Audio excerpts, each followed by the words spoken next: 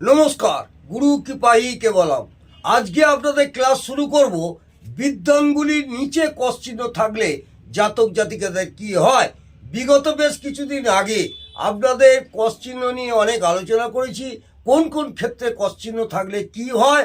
আজকে আপনাদের বৃদ্ধাঙ্গুলির দ্বিতীয় পর্বে অর্থাৎ বৃদ্ধাঙ্গুলির নিচের পর্বে অর্থাৎ আমাদের শুক্রের ক্ষেত্রের উপরের যে পর্ব সেই পর্ব, এইটা হচ্ছে শুক্রক্ষেত্র, এটা লাইভ লাইন, এটা হচ্ছে শীর্ষরেখা, এটা হচ্ছে হৃদয় রেখা।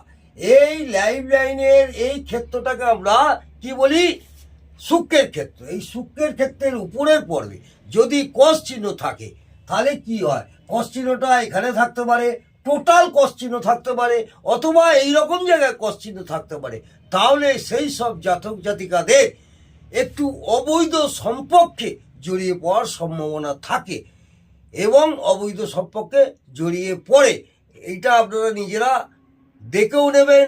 যারা ছাত্রছাত্রী তাদের বলবো, প্রত্যেকটা জাতক জাতিকাদের হাতে এই চিহ্নটা থাকলেও আপনারা নিজেরা জানুন, কাউকে কিছু বলবেন না, এইটা আমার অনুরোধ। নিজেরা আপনাদের প্রত্যেকটা কেউ করতল দেখাতে এলে আপনারা যখন হাত দেখবেন, এই যে ক্ষেত্রের কস চিহ্নটা গুপ্ত কিছু কিছু চিহ্ন আপনাদের আগেও বলেছি, এই চিহ্ন ব্যাপারে নিজেরা জেনে থাকুন, কিন্তু কাউকে কিছু বলবেন না। আজকে এই পর্যন্ত। আগামী দিনে আপনাদের অন্যান্য ক্ষেত্রের চিহ্ন নিয়ে আমি বিস্তারিত আলোচনা করব। আজকে এই পর্যন্ত। নমস্কার, জয় মা তারা।